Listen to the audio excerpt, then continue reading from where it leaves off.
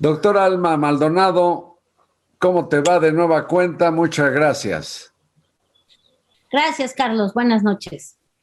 Quedamos anoche en abordar el tema de la rehechura de los libros de texto gratuitos y yo de una vez vuelvo a insistir, parece que con lo valiosos que son para la formación escolar, tampoco son suficientes. Yo creo que hacen falta otras lecturas formativas de los educandos.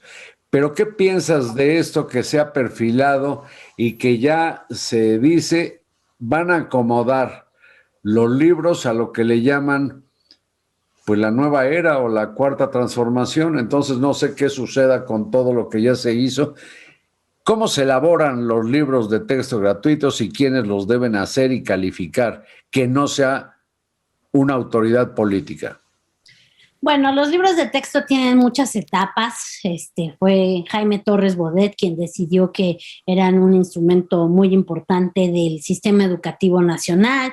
De ahí podemos ir revisando su desarrollo histórico, quienes han participado, ¿no? Te puedo decir, Carlos, hemos tenido muy buenos libros de texto, malos libros de texto, regulares libros de texto. Creo que siempre han sido un tema de discusión, desde luego.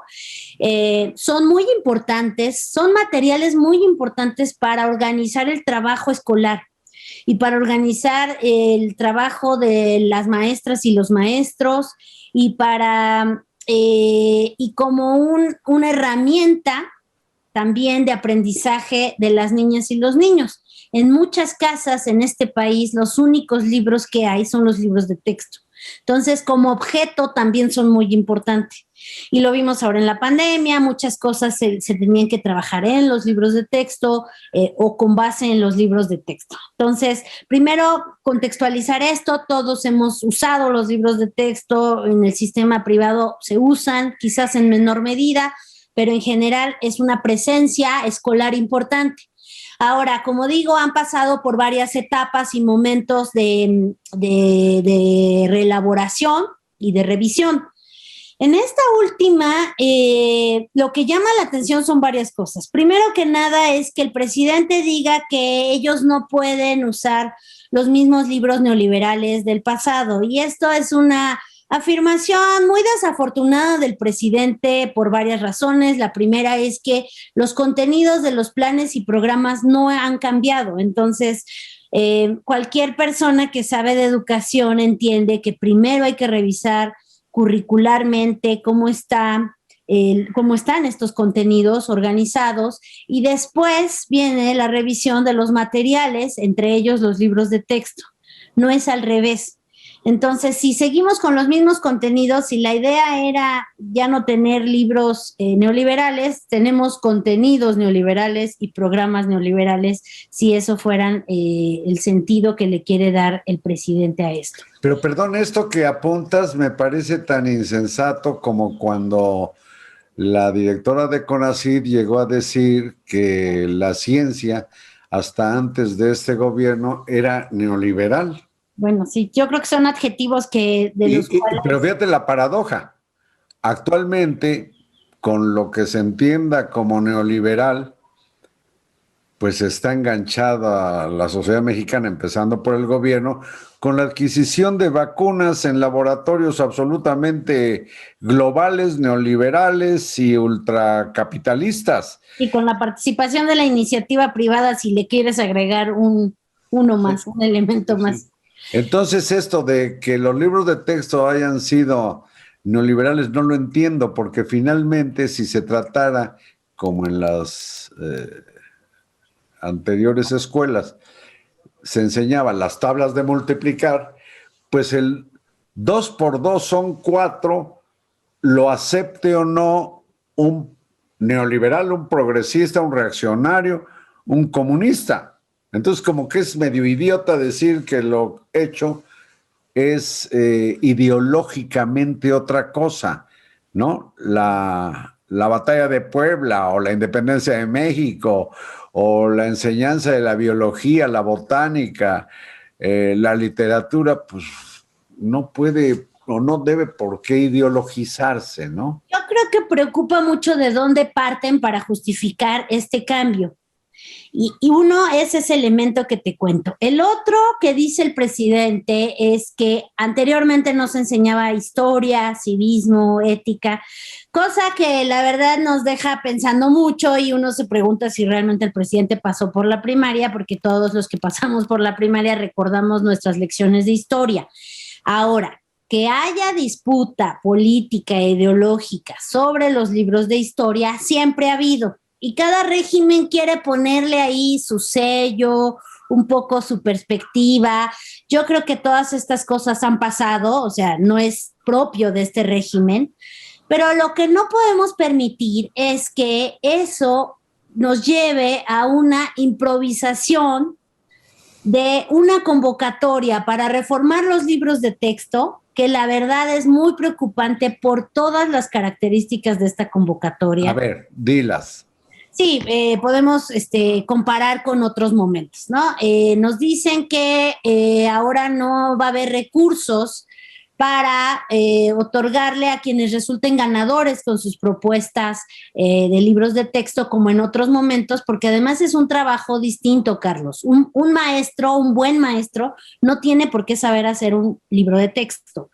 Y una persona que hace libros de texto y que tiene el conocimiento técnico no tiene por qué tampoco ser Sí, dar clases. Ahora, necesitas la combinación de ambos, claro, pero ese es un trabajo colaborativo que tienes que coordinar técnicamente, profesionalmente. Y en este momento lo que se hace es un llamado, me parece muy populista, de decir todos los maestros que quieran participar envíen sus propuestas y las vamos a integrar en un libro de texto porque es la primera vez que se hace de manera colectiva, cosa que no es cierto. Tenemos experiencias del pasado y lo malo es que las experiencias del pasado que intentaron lo mismo, esta elaboración colectiva, no resultaron del todo bien, sino al contrario. Pero tampoco resultaron tan peor porque finalmente eran grupos pues especializados en la materia y podían tener una manera distinta de explicar un mismo fenómeno, pero había especialización, había academia, había universidad, había estudio. No, lo que me refiero, sí, lo que me refiero es que ya ha habido estos intentos de hacer, de abrirlo y decir todos los maestros que participen, esas experiencias así, bajo esa lógica, no funcionaron bien. ¿Por qué? Porque es muy difícil hacer un libro de texto así. Tienes que hacerlo como lo estás diciendo, con equipos especializados, con trabajo con base en las disciplinas. Es decir, un buen libro de texto de ciencias naturales lo tienen que hacer un especialista de didáctica, de pedagogía, lo tienen que revisar un especialista de biología, de anatomía, es decir, expertos en los temas, expertos que sepan enseñarlo y después lo tienes que poner a discutir con los maestros que son los que lo van a utilizar. Ese tendría que ser más o menos el propósito, además de que todo esto tiene que ser un trabajo coordinado también con la gente que trabaja el diseño gráfico, que fue lo que más sonó con el tema de que no iban a pagarle por el trabajo a la gente que ilustra los libros, que la ilustración, Carlos, todos lo recordamos como niños que fuimos, es muy importante en los libros de texto. Sí, claro. Son libros ilustrados, son libros en los que basan mucho la importancia de que esté complementado el contenido con la ilustración y que sea una ilustración profesional adecuada a los años a los que está dirigido ese material. Pues esto me hace pensar en algo así como un trato más que ligero, si no es que frívolo, ante pues lo que entendemos quizás muchos otros como conocimiento. Es decir, el conocimiento para transmitirse requiere de canales eficientes, de profesores aptos para la enseñanza, de instrumentos como los libros muy bien articulados, y no es una cosa así como concurso de puntadas o de propuestas abiertas a todo mundo. Imagínate, están vacunando alrededor de 3 millones, dicen, de trabajadores relacionados con la educación. Pues imagínate que cuando menos 1 millón de profesores mandara 1 millón de propuestas sobre cómo tratar, pues me acordé, la batalla de Puebla o la decena trágica o el movimiento estudiantil del 68 o las elecciones más recientes de los 4 últimos presidentes o 5. Ideologizado eso, pues no va a haber acuerdo y va a ser quién sabe qué masacote el que resulte. Porque además la premura preocupa muchísimo porque ni siquiera... ¿Por qué premura? Explícala. Bueno, todo esto lo quieren hacer en un lapso de semanas. De hecho, cerraron el plazo para recibir propuestas. No es lo que comentas. Lo que yo sé que sucedió es que no llegaron suficientes secuencias didácticas para todos los libros. Por lo tanto, no sé cómo van a completar los libros, si entonces van a tomar secuencias de los libros anteriores, porque además sí, tenemos muchas generaciones de libros de texto, por algunos han sido revisados. Si no hiciéramos borrón y cuenta nueva, ahora tocaría revisar nada más tercero y cuarto, porque el sexenio anterior se quedó en la revisión de primero y segundo.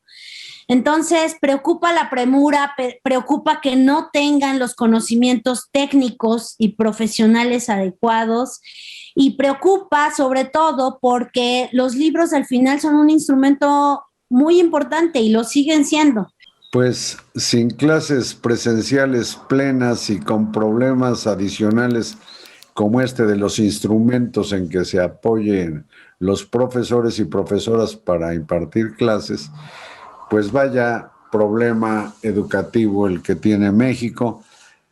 Alma Maldonado, doctora, investigadora del CINVESTAB, muchas gracias por estas pláticas y vamos a ver después qué pasa con la enseñanza superior. ¿Te parece? Me parece muy bien. Gracias por la invitación. Muchas gracias y buenas noches.